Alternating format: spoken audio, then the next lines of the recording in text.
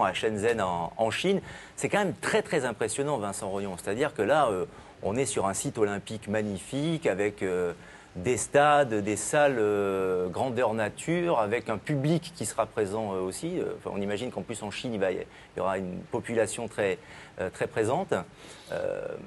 Il faut Il y savoir a une que, économie particulière pour financer tout ça là-bas quand on reçoit les universiades? déjà, le cahier des charges, c'est le même que celui des Jeux Olympiques. Ouais. Donc il y a quand même beaucoup d'investissements, on va dire, lourds à faire. Et il y a beaucoup de pays, notamment asiatiques, qui sont capables de le faire. Bon, on est aussi capable d'organiser en France, on l'a prouvé par le passé. Mais effectivement, ça revient très cher d'organiser des universiades. Combien? C'est un budget de combien pour Shenzhen, par exemple? Je ne sais pas du tout, mais Ouais. c'est quelque chose de monstrueux. Il y a à peu près une vingtaine de gymnases qui sont en train de sortir de terre, un village athlète. Et avec des retombées économiques suffisantes? Parce que la médiatisation n'est pas la même, malgré tout, que Il faut savoir que sur des Shenzhen, Jeux c'est quand Olympiques. même une ville très très riche en Chine, qui a un fort développement et qui a aussi des ambitions pour l'avenir. Et bon, bien souvent, les ambitions, elles ne sont pas cachées. C'est candidater à l'organisation de futurs Jeux Olympiques, Jeux d'Asie, etc. Donc les Chinois utilisent l'Universiade pour s'équiper et aussi ensuite pour postuler à de plus grands événements, même si pour nous, le plus grand événement, ce sont les Universiades. Bien évidemment. C'était comme ça à Bangkok, sur les universiades auxquelles vous avez participé, Gauthier Grumier? Alors, je crois me souvenir qu'à Bangkok, c'était les installations des Jeux d'Asie qui étaient réutilisées. Exactement. D'accord. Ouais. Donc, c'était pas de première fraîcheur, mais ça restait quand même très Très sympa. opérationnel. Ouais. Et au niveau de l'ambiance, ça génère beaucoup de monde? Écoutez, en fait, comme toutes les nations Ouais. sont regroupées au sein du même village. Mais en termes de public?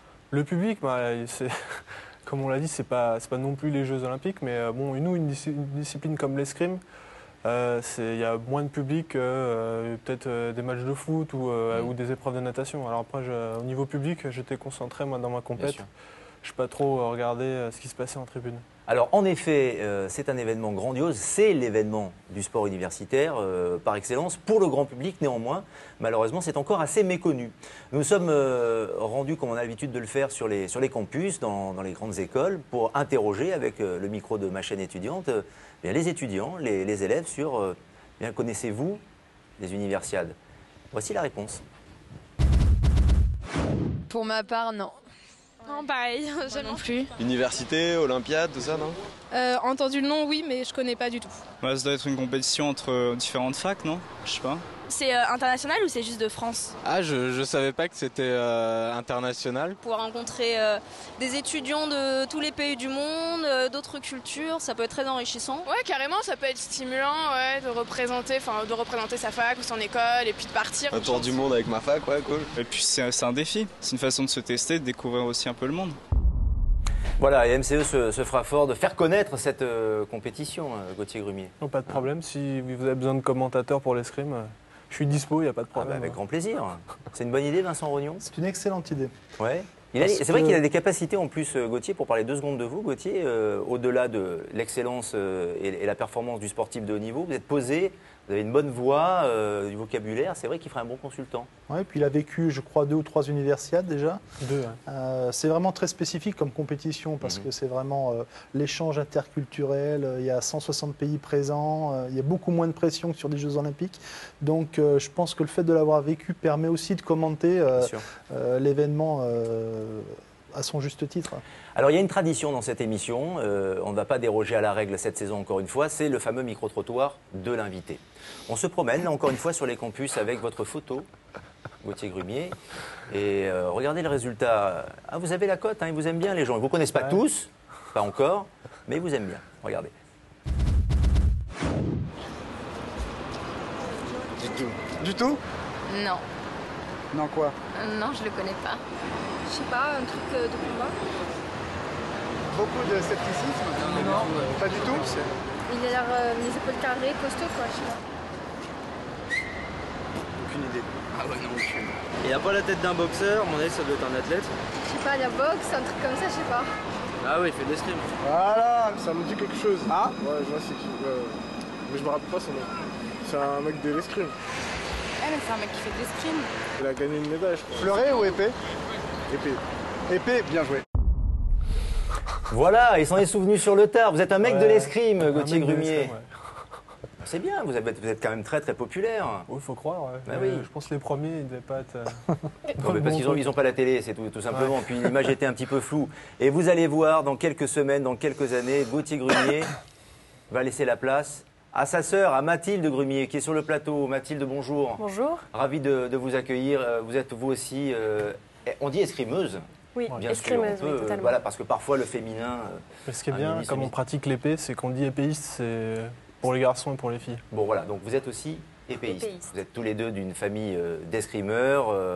Votre papa est maître d'armes. C'est lui qui vous a initié du côté de Nevers. C'est ça. La fameuse botte de Nevers. On l'a fait 3 millions de fois, mais je la refais au moins comme ça. Ce sera fait. Et puis sur le plateau également, on en parlait tout à l'heure, nous avons teasé sur sa présence. C'est Damien Bardot. Salut Damien. Bonjour Lionel. Ravi de vous retrouver, directeur de la communication de la FFSU, puisque dans cette émission, nous instaurons un rendez-vous sur les universiades que régulièrement nous vous tiendrons informés de toute l'actualité et puis nous donnerons un coup de projecteur à des sportifs de haut niveau qui vont participer à ces universiades. Et du coup, aujourd'hui, eh bien, on a décidé, l'occasion était trop belle, de braquer ce projecteur sur Mathilde. Mathilde, 23 ans, déjà un parcours de très très haut niveau, une universiade à Belgrade, si j'ai bonne mémoire. Oui, en 2009. Et vous ne rêvez que d'une chose, c'est de vous qualifier pour la prochaine, à Shenzhen. Comment ça va se passer? Quel sera le cheminement jusque-là? Alors le cheminement, il commence maintenant, c'est le début de la saison. Donc le but du jeu, c'est de se placer au niveau national pour grappiller des places pour aller sur les sélections internationales. Et une fois sur les sélections internationales, il faut faire des performances pour pouvoir prétendre aux sélections sur les championnats. Bon. Donc sur les championnats du monde, sur les championnats d'Europe et les universiades. Au passage, la jeune fille, championne d'Europe des moins de 23 ans, vice-championne de France. Impressionnant quand même. C'est vice-championne d'Europe et championne de France. Et championne de France. Oui. Et championne du monde par équipe chez les moins de 20 ans. Encore plus impressionnant. Vous voulez en savoir plus? Il est beaucoup plus exhaustif et beaucoup plus complet que moi. C'est Adrien Toubiana. Regardez le portrait qu'il a consacré à Mathilde Grumier. Sous le masque, une combattante.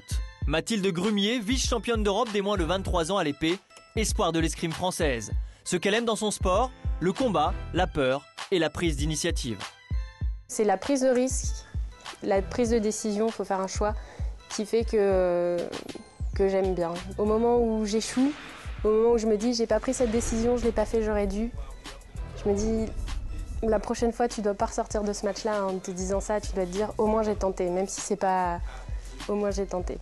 L'escrime, Mathilde est tombée dedans quand elle était petite, grâce à son père maître d'armes et son frère Gauthier, numéro 1 mondial à l'épée l'an dernier. Moi, j'avais pas spécialement de fan à l'escrime, mais on va dire que je suis peut-être plus fan de mon frère que de quelqu'un d'autre, comme lui était par exemple très admiratif d'Eric Srecky. La saison dernière, Mathilde a participé aux universiades de Belgrade. 0 médaille, mais l'envie d'y retourner. Franchement, si j'ai la chance de me resélectionner aux universiades pour l'année prochaine, et que je ferai tout pour arriver au plus haut, quoi. Si Mathilde a les universiades de Shenzhen comme objectif, elle a aussi un autre rêve en tête. Petit à petit, on fait des progrès, on va chercher ses places et après, je me dis que si cette année je réussis à faire une excellente saison, sur la saison d'après, pourquoi pas essayer d'accrocher une place aux Jeux Olympiques. Mathilde au JO, c'est pour bientôt. Très belle image de fin. Vous êtes super glamour, Mathilde. C'est dingue, ça.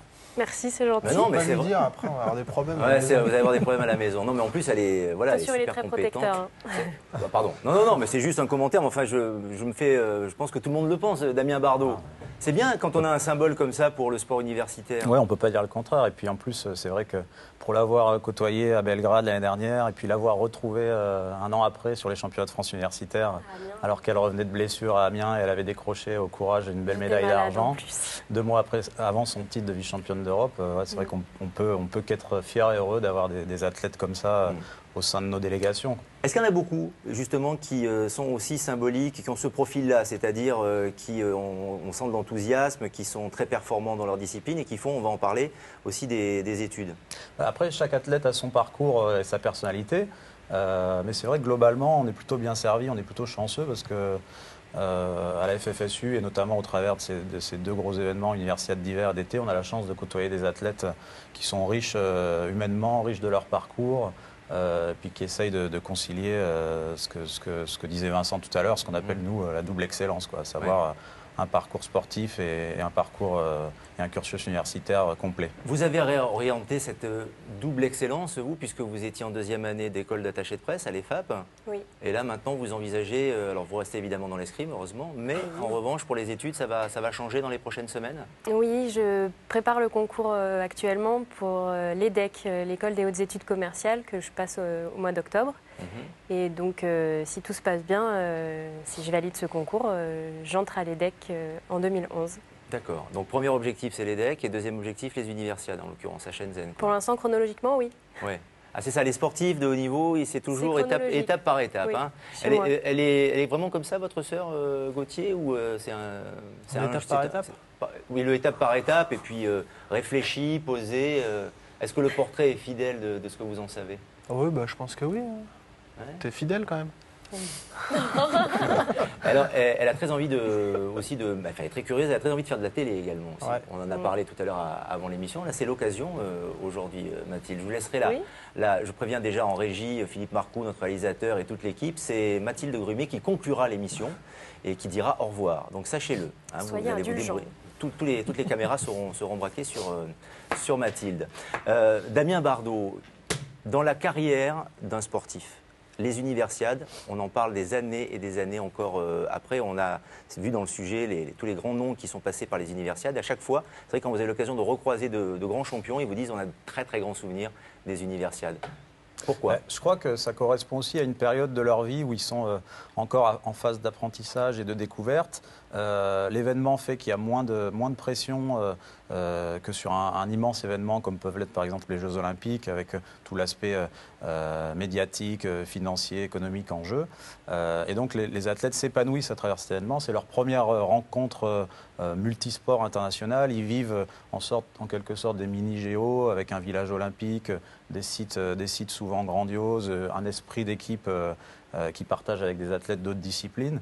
Et c'est vrai que quand on les retrouve des années plus tard, il y en a même certains et des plus connus qui nous disent que pour eux, ça reste un plus beau souvenir que les Jeux, quoi. Donc quand on entend ça, c'est vrai qu'on peut qu'être fier de pouvoir les accompagner. Vous aviez eu le temps, Gauthier Grumier, comme souvent les sportifs y font référence, d'aller voir d'autres disciplines lors des universiades où le planning ne vous l'a pas permis? Si, je me rappelle qu'en 2005, on était allé voir les volleyeuses. Et pourquoi? En fait, elle jouait, on venait d'arriver, elle jouait l'après-midi, et donc on devait un peu s'occuper, donc on était allé les voir. Elles avaient perdu malheureusement, mais non, c'était bien, franchement. On a fait, c'est ça, du volley, un peu de judo à Bangkok, et puis aussi le ping-pong, parce que c'était au niveau des sites de compétition, le ping-pong était à côté de l'escrime, donc on avait l'occasion d'aller les voir. Les universiades, on en parle et on en reparlera sur cette antenne, sur ma chaîne étudiante dans Sport U. Avant de conclure cette émission, car évidemment le temps qui nous est imparti touche à sa fin, n'oubliez pas l'opération Protège Livre en faveur de Handicap International. Une partie de vos achats Protège Livre qui sont reversés à cette association. Je remercie Damien Bardot, Vincent Rognon d'être venus sur le plateau. On aura l'occasion de vous revoir. Merci messieurs, vous étiez parfaits. Je remercie également Gauthier Grumier. Et je vous souhaite bonne chance, ne répondez pas, pour le début novembre à Paris avec les championnats du monde. Et puis je souhaite bonne chance également à Mathilde Grumier pour clore cette émission, nous dire au revoir, nous saluer, nous remercier et renvoyer sur le site de la chaîne qui est mcetv.fr. C'est à vous, Mathilde. Merci de nous avoir suivis. À bientôt sur MCE. Vous pouvez nous suivre sur le site de la chaîne qui est mcetv.com. .fr, excusez-moi. Et suivez la délégation française de la FFSU à Shenzhen. À bientôt. Au revoir. Parfait. On peut l'applaudir. Bravo. Bravo.